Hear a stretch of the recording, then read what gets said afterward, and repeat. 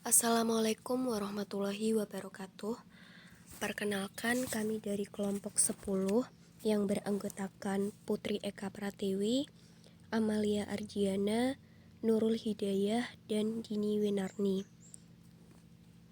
Kami akan memaparkan materi mengenai audit lingkungan. Pengertian: audit lingkungan merupakan alat manajemen yang secara periodik, sistematis, objektif, dan terdokumentasi melakukan evaluasi terhadap kinerja sistem lingkungan dan pengelolaan peralatan serta fasilitas. Fungsi dan manfaat audit lingkungan. Yang pertama, di bidang manajemen. 1. Untuk menunjukkan komitmen nyata untuk meningkatkan kinerja lingkungan organisasi. Yang kedua, dapat digunakan sebagai dasar untuk mengembangkan kebijakan kinerja manajemen lingkungan atau usaha untuk memperbaiki rencana saat ini. Yang ketiga, mengidentifikasi risiko dan dampak lingkungan. Yang keempat, review proses dan prosedur operasi pabrik atau standar aktivitas lingkungan saat ini terhadap operasi dan prosedur manajemen lingkungan perusahaan. Yang kelima adalah meningkatkan tindakan atau keinginan yang akan dilakukan perusahaan atau aktivitas yang sesuai dengan tujuan lingkungan. Di bidang keuangan, yang pertama, untuk mencegah kerugian finansial melalui remediasi atau penghentian aktivitas atau penutupan perusahaan, larangan-larangan pemerintah, atau publikasi negatif yang disebabkan oleh pemantauan dan pengelolaan lingkungan yang buruk. Yang kedua, penilaian implikasi keuangan yang wajar terhadap masalah lingkungan, tanggung jawab, dan dampak dari peraturan baru. Yang ketiga, menyoroti di mana biaya-biaya bisa dihemat, seperti melalui konservasi atau meminimalkan penggunaan energi, memperbaiki penggunaan material, perubahan proses, penurunan pemborosan, pemakaian atau pengelolaan kembali, dan sebagainya. Di bidang hukum, yang pertama adalah untuk mengukur dan meningkatkan kepatuhan perusahaan atau aktivitas terhadap peraturan-peraturan di bidang lingkungan, seperti misalkan izin operasional, standar emisi udara, kemudian menghindari sanksi hukum terhadap aktivitas atau perusahaan atau pengelolaannya di bawah hukum dan peraturan yang berlaku. Yang kedua adalah untuk menunjukkan ketentuan implementasi manajemen lingkungan dalam pengadilan jika dibutuhkan. Bidang pelatihan. Adapun manfaatnya adalah untuk memfasilitasi praktik lingkungan terbaik serta meningkatkan kesadaran staf dan manajemen perusahaan mengenai kebijakan dan tanggung jawab lingkungan. Yang kedua adalah menilai pelatihan, pengetahuan, dan kesadaran karyawan. Pada bidang pelaporan, tujuannya adalah untuk menyajikan laporan audit lingkungan yang digunakan oleh aktivitas atau perusahaan yang berhubungan dengan komunitas lingkungan, pemerintah, dan media massa. Yang kedua adalah untuk menyajikan informasi yang dibutuhkan oleh perusahaan asuransi, institusi keuangan, pemegang saham, dan pihak-pihak berkepentingan lainnya. Kunci keberhasilan dalam audit lingkungan. Adapun kunci keberhasilan dalam pelaksanaan audit lingkungan didukung oleh beberapa faktor. Yang pertama, dukungan pihak manajemen. Yang kedua, partisipasi semua pihak yang terlibat. Yang ketiga, independensi dan objektivitas auditor. Yang keempat, persetujuan dan dalam ruang lingkup dan prosedur audit. Jenis-jenis audit lingkungan. Terdapat 3 jenis audit, yaitu audit tanggung jawab lingkungan, audit manajemen lingkungan, dan audit aktivitas lingkungan. Audit tanggung jawab lingkungan sering dilakukan sebagai pendahuluan untuk menilai kemampuan suatu perusahaan dalam memenuhi kepatuhannya terhadap ketentuan dan peraturan lingkungan yang berlaku. Adapun audit yang termasuk dalam kelompok audit tanggung jawab lingkungan adalah yang pertama audit kepatuhan, yang kedua audit kewajiban risiko operasional, dan yang ketiga adalah audit keselamatan dan kesehatan kerja. Selanjutnya adalah audit manajemen lingkungan. Audit ini memberikan perhatian yang sangat tinggi terhadap sistem manajemen lingkungan yang diterapkan oleh suatu perusahaan sebagai pedoman bagaimana operasi dapat berjalan secara efektif dan efisien. Adapun yang termasuk dalam kelompok audit ini adalah audit perusahaan, audit sistem, dan audit kebijakan. Dan yang terakhir adalah audit aktivitas lingkungan. Audit ini mencakup penilaian terhadap permasalahan manajemen dan pemilihan teknik pengelolaan lingkungan. Yang termasuk dalam kelompok audit ini adalah audit lingkungan lokasi pabrik, audit limbah, audit produk, dan audit lintas batas. Proses audit. Proses audit dimulai dari perencanaan audit atau plan. Tujuan dari tahap perencanaan audit ini adalah untuk mengembangkan rencana audit yang akan diterapkan nantinya pada saat audit lapangan dilakukan, dan untuk menyusun persiapan-persiapan penting serta berbagai perjanjian berkaitan dengan audit. Yang kedua adalah pengembangan rencana audit. Pada bagian ini menyajikan target yang akan dicapai dalam aktivitas audit. Jadi suatu rencana audit itu harus menunjukkan mengenai di mana, apa, bagaimana, siapa, dan kapan. Di mana lokasi audit dan batas tinjauan yang akan dilakukan. Apa mengenai tujuan dan ruang lingkup audit. Bagaimana, mengacu pada bagaimana audit tersebut dilakukan, bisa dengan interview lapangan, inspeksi lapangan, protokol audit, dan bagaimana pengaturannya, administrasi, dan lokasi logistik.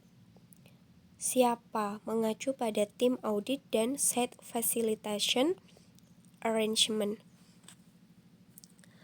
Kapan, mengacu pada jadwal audit dan peristiwa penting yang terjadi. Selanjutnya adalah menyiapkan kuesioner pra-audit.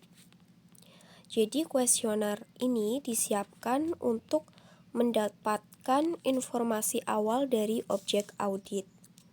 Di dalam kuesioner tersebut mencakup mengenai manajemen lingkungan secara keseluruhan, kebijakan pengadaan, pengelolaan energi, pengelolaan bahan baku, pengelolaan air dan limbahnya, pengelolaan limbah, pemantauan dan pengendalian kebisingan, pemantauan dan pengendalian kualitas udara, prosedur tanggap darurat, pelatihan dan kesadaran staf, informasi publikasi lingkungan, dan respon terhadap pertanyaan dan pengaduan publik. Selanjutnya adalah review informasi latar belakang. Review informasi latar belakang dilakukan untuk memahami objek audit dengan lebih dalam.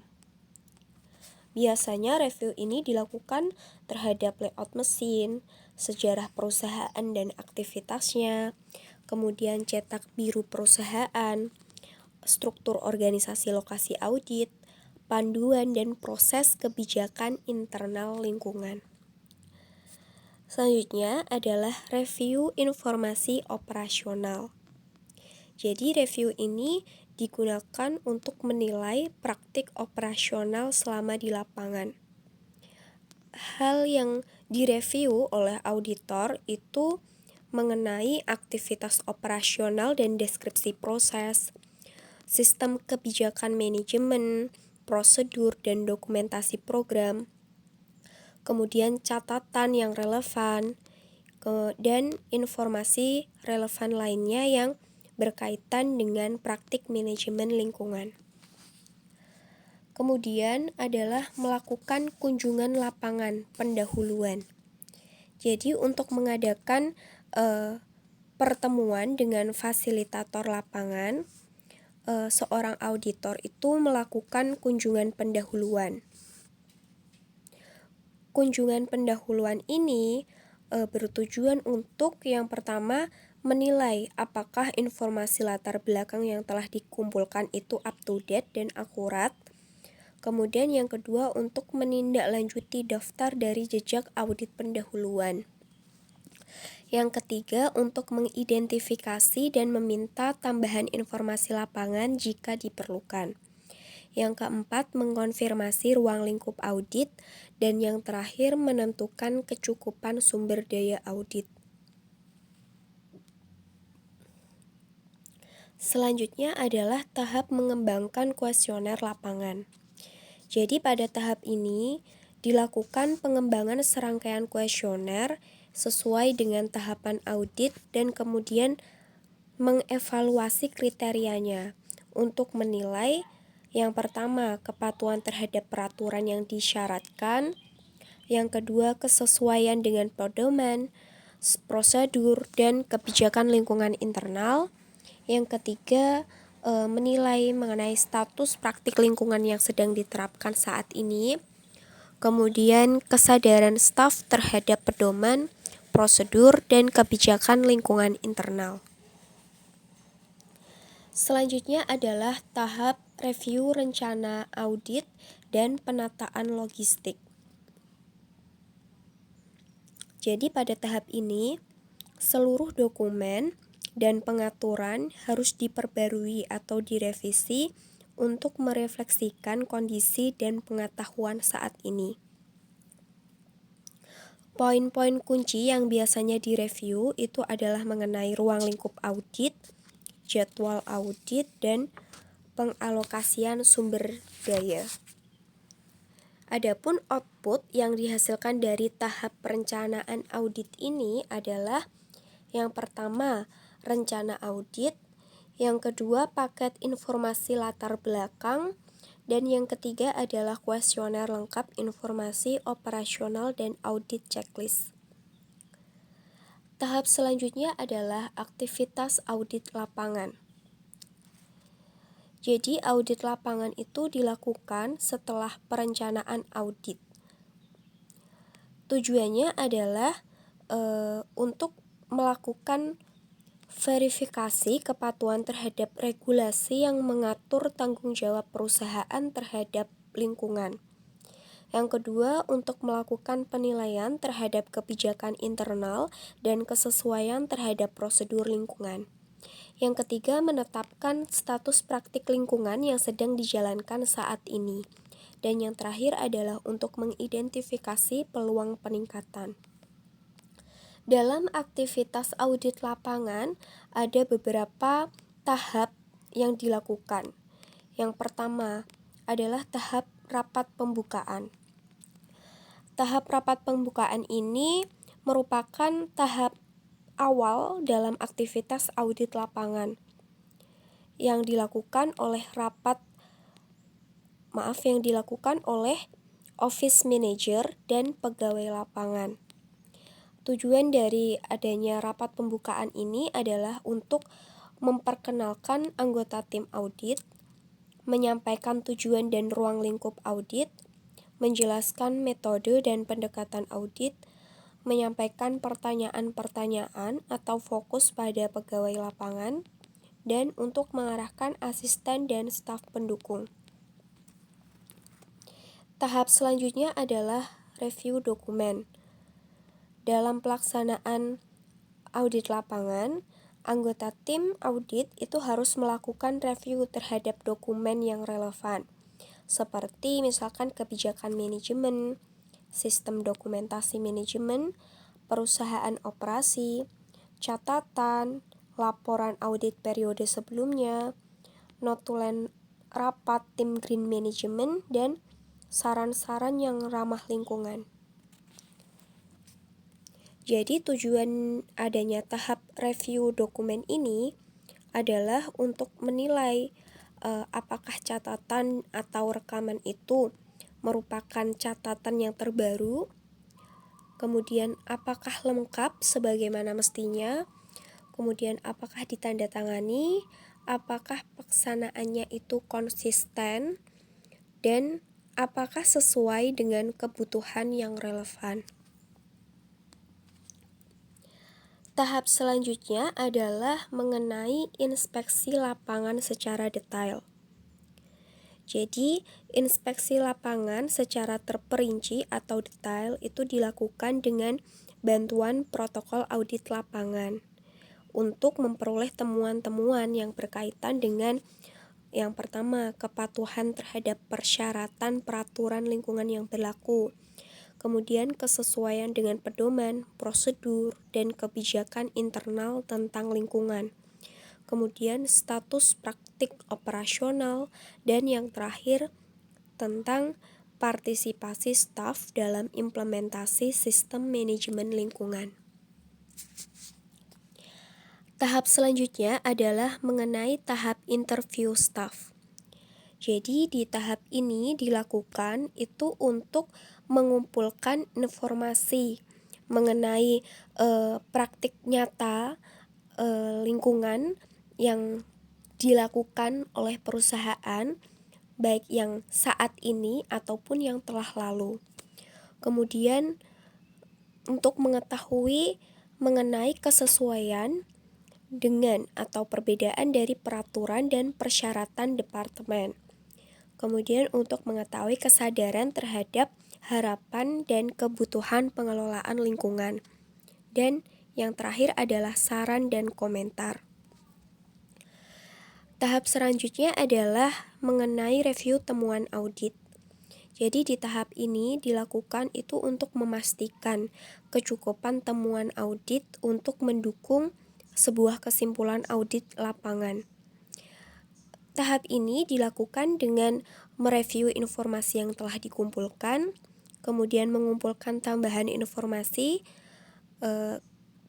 selanjutnya meringkas dan mendokumentasikan seluruh hasil observasi dan temuan audit, dan yang terakhir dengan mengidentifikasi masalah-masalah yang membutuhkan penanganan segera atau pencegahan. Selanjutnya adalah rapat penutup. Jadi setelah audit lapangan secara keseluruhan dilakukan, maka tahap selanjutnya adalah rapat penutup, yaitu dalam rangka untuk menyiapkan kesimpulan audit lapangan. Jadi di rapat penutup ini, auditor akan menyampaikan temuan yang diperoleh selama dilakukan proses audit dan meminta klarifikasi dari pihak yang berwenang dalam perusahaan. Tahap selanjutnya adalah menyiapkan laporan audit. Di bagian akhir dari aktivitas audit ini adalah berupa penyajian laporan audit. Jadi, di dalam laporan audit ini, seorang auditor dia akan menyimpulkan hasil auditnya berdasarkan temuan yang diperoleh selama melakukan audit. Nah, secara ringkas dan secara lengkapnya, laporan audit itu harus menyajikan beberapa hal berikut, yaitu ringkasan eksekutif, pendahuluan dan latar belakang audit, ruang lingkup dan tujuan audit, deskripsi, metode dan pendekatan audit, ringkasan temuan audit, dan kesimpulan serta rekomendasi. Selanjutnya adalah penyampaian draft laporan audit untuk dikomentari. Setelah draft audit itu dibuat, auditor dia akan menyampaikan draft tersebut untuk mendapatkan tanggapan dari pihak manajemen. Pihak yang diberikan draft laporan dimintai tanggapannya, yaitu ada komite manajemen audit, ada senior manajemen audit lapangan, ada fasilitator lapangan, pegawai lapangan yang bertanggung jawab untuk mengimplementasikan rekomendasi, dan pihak lain yang berkepentingan. Dan yang terakhir adalah pelaporan final. Jadi setelah semua tanggapan yang berkaitan dengan draft laporan itu diterima, auditor menyusun laporan final atas audit lingkungan yang dilakukan.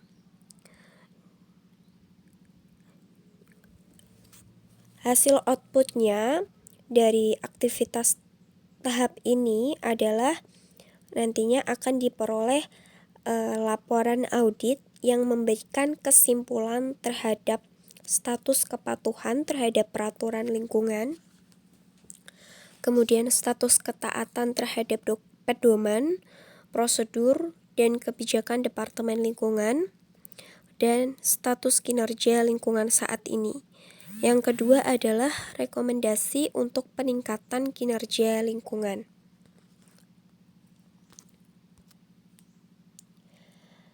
Tahap selanjutnya adalah aktivitas setelah audit. Jadi setelah dilakukan proses audit, terdapat aktivitas yaitu mengembangkan rencana tindakan yang mencakup beberapa hal. Yang pertama adalah tujuan tindakan, yang kedua adalah tindakan-tindakan khusus yang dibutuhkan, yang ketiga adalah pihak yang bertanggung jawab, yang keempat adalah alokasi anggaran, dan yang terakhir adalah program implementasi. Tahap selanjutnya adalah tahap tindak lanjut hasil audit lingkungan. Jadi di tahap ini akan terdapat beberapa hal tindakan seperti mengimplementasikan rencana tindakan, pemantauan dan pemeriksaan, serta review rencana tindakan. Sistem manajemen lingkungan. Sistem manajemen lingkungan diadopsi dari SNI 19-19001/2005, terjemahan dari ISO 14001 tahun 2004 tentang audit manajemen lingkungan.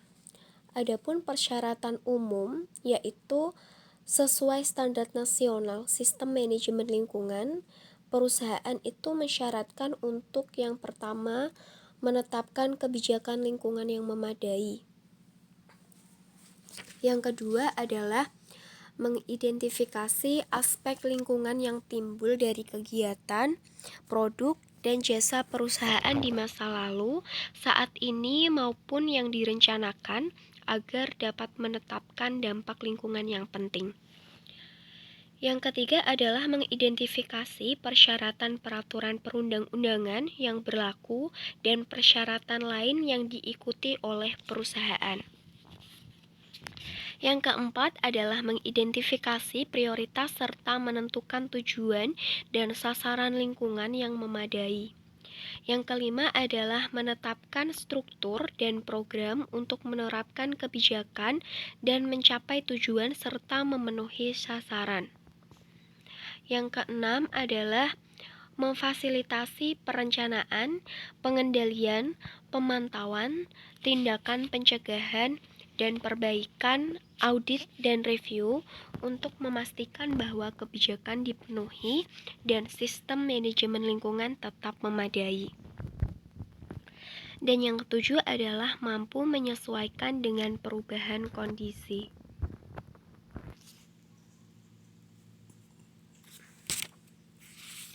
Kebijakan lingkungan. Manajemen puncak harus menetapkan kebijakan lingkungan perusahaan dan memastikan bahwa kebijakan dalam lingkup sistem manajemen lingkungannya harus yang pertama sesuai dengan sifat, ukuran, dan dampak lingkungan dari kegiatan, produk, dan jasanya. Yang kedua, mencakup komitmen pada perbaikan berkelanjutan dan pencegahan pencemaran. Yang ketiga, mencakup komitmen untuk menaati peraturan perundang-undangan yang berlaku dan persyaratan lain yang diikuti perusahaan terkait dengan aspek lingkungannya. Yang keempat adalah menyediakan kerangka untuk menentukan dan mengkaji tujuan dan sasaran lingkungan. Yang kelima, didokumentasikan, diterapkan, dan dipelihara. Yang keenam, dikomunikasikan kepada semua orang yang bekerja pada atau atas nama perusahaan. Yang ketujuh adalah tersedia untuk masyarakat. Perencanaan. Pada aspek lingkungan, perusahaan harus menerapkan,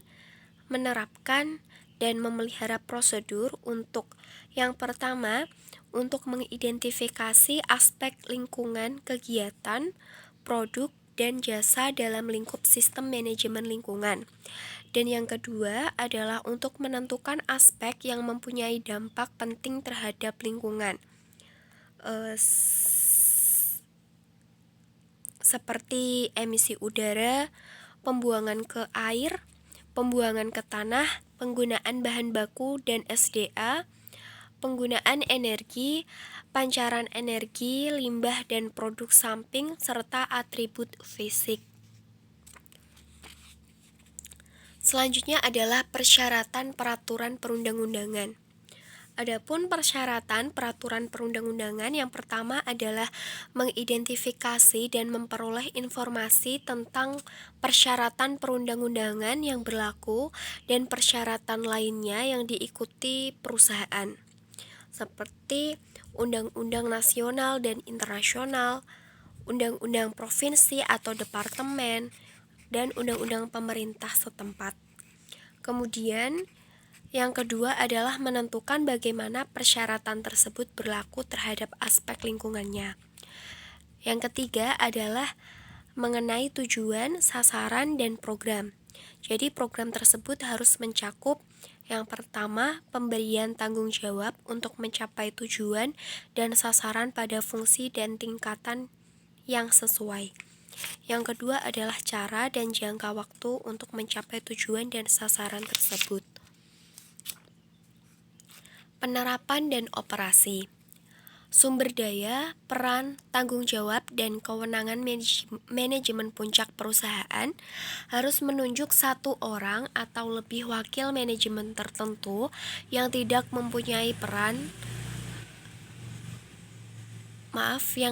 tergantung pada tanggung jawab lainnya yang mempunyai peran, tanggung jawab, dan kewenangan yang telah ditetapkan untuk yang pertama, memastikan bahwa sistem manajemen lingkungan ditetapkan, diterapkan, dan dipelihara sesuai dengan persyaratan standar yang berlaku. Yang kedua adalah melapor pada manajemen puncak mengenai kinerja sistem manajemen lingkungan untuk kajian termasuk rekomendasi perbaikan. Kompetensi, pelatihan, dan kesadaran. Perusahaan harus menetapkan, menerapkan, dan memelihara prosedur untuk memastikan orang yang bekerja untuk atau atas nama perusahaan memahami mengenai yang pertama, pentingnya kesesuaian dengan kebijakan lingkungan dan prosedur serta dengan persyaratan sistem manajemen lingkungan. Yang kedua, aspek lingkungan penting dan dampak yang nyata atau potensial terjadi yang terkait dengan pekerjaannya dan manfaat peningkatan kinerja perorangan terhadap lingkungan. Yang ketiga, peran dan tanggung jawab mereka dalam mencapai pemenuhan persyaratan sistem manajemen lingkungan. Dan yang keempat adalah akibat yang mungkin terjadi bila prosedur tidak dilaksanakan. Selanjutnya adalah komunikasi. Perusahaan harus menetapkan, menerapkan, dan memelihara prosedur untuk yang pertama, komunikasi internal antara tingkatan dan fungsi yang beragam di perusahaan. Yang kedua, menerima, mendokumentasikan, dan menanggapi komunikasi yang terkait dari pihak eksternal yang berkepentingan. Selanjutnya adalah dokumentasi. Dokumentasi sistem manajemen lingkungan harus mencakup yang pertama, kebijakan, tujuan, dan sasaran lingkungan. Kedua, penjelasan lingkup sistem manajemen lingkungan. Ketiga, penjelasan unsur-unsur utama sistem manajemen lingkungan dan keterkaitannya serta rujukan kepada dokumen terkait. Yang keempat, dokumen termasuk rekaman yang disyaratkan oleh standar ini. Yang kelima, dokumen termasuk rekaman yang ditentukan oleh perusahaan sebagai dokumen penting untuk memastikan perencanaan, operasi, dan pengendalian proses secara efektif yang terkait dengan aspek lingkungan penting. Catatan dokumentasi sistem manajemen lingkungan tergantung pada yang pertama, ukuran dan jenis perusahaan, kegiatan, produk, dan jasanya. Yang kedua, kompleksitas proses dan interaksinya. Dan yang ketiga adalah kompetensi personel. Selanjutnya adalah pengendalian dokumen. Perusahaan harus menerapkan, menetapkan, dan memelihara prosedur untuk yang pertama, menyetujui dokumen sebelum diterbitkan, menyetujui, memutakhirkan seperlunya, dan menyetujui ulang dokumen, memastikan agar perubahan dan status revisi dokumen terakhir dapat diidentifikasikan, memastikan agar versi dokumen yang berlaku tersedia di tempat penggunaan, memastikan agar dokumen tetap terbaca dan dapat dengan mudah diidentifikasi, memastikan agar dokumen yang berasal dari pihak eksternal yang ditetapkan oleh perusahaan sebagai dokumen penting untuk perencanaan dan operasi sistem manajemen lingkungan diidentifikasi dan penyebarannya dikendalikan. Dan yang terakhir adalah mencegah penggunaan dokumen kadaluarsa dan menetapkan identifikasi yang sesuai pada dokumen tersebut bila masih disimpan untuk maksud tertentu. Selanjutnya adalah pengendalian operasional. Menetapkan, menerapkan, dan memelihara prosedur terdokumentasi untuk mengendalikan situasi yang tidak sesuai dengan kebijakan, tujuan, dan sasaran lingkungan apabila prosedur tersebut tidak ada.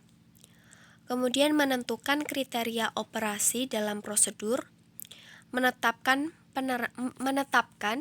menerapkan, dan memelihara prosedur yang terkait dengan aspek lingkungan penting yang telah diidentifikasi pada barang dan jasa yang digunakan oleh perusahaan, serta mengomunikasikan prosedur dan persyaratan yang berlaku termasuk kepada pemasok dan kontraktor. Kesigapan dan tanggap darurat. Dalam mengembangkan prosedur kesiagaan dan tanggap darurat, perusahaan harus mempertimbangkan hal-hal berikut. Yang pertama, sifat bahaya di lokasi. Kedua, jenis dan skala situasi darurat. Metode yang paling memadai, rencana komunikasi internal dan eksternal, tindakan yang diperlukan untuk meminimalkan kerusakan lingkungan, mitigasi dan tanggapan yang dilaksanakan untuk berbagai jenis kecelakaan, keperluan untuk proses evakuasi setelah kecelakaan, pengecekan berkala, pelatihan terhadap personel tanggap darurat, daftar personel kunci dan instansi perbantuan, rute evakuasi dan tempat perkumpulan yang aman, potensi terjadinya situasi darurat, dan kemungkinan saling membantu dengan perusahaan sekitar. Pemeriksaan. Pemeriksaan meliputi pemantauan dan pengukuran, evaluasi penataan, ketidaksesuaian, tindakan perbaikan dan tindakan pencegahan, pengendalian rekaman, dan audit internal. Tinjauan manajemen. Yang pertama, hasil audit internal dan evaluasi penataan terhadap persyaratan perundang-undangan dan persyaratan lainnya yang diikuti perusahaan. Yang kedua, komunikasi dari pihak eksternal yang berkepentingan. Yang ketiga adalah kinerja lingkungan perusahaan. Yang keempat adalah tingkat pencapaian tujuan dan sasaran. Yang kelima, status tindakan perbaikan dan pencegahan. Yang keenam, tindak lanjut tinjauan manajemen sebelumnya. Ketujuh, situasi yang berubah. Dan yang delapan adalah rekomendasi perbaikan. Terima kasih. Sekian pemaparan materi mengenai audit lingkungan dari kelompok 10. Wassalamualaikum warahmatullahi wabarakatuh.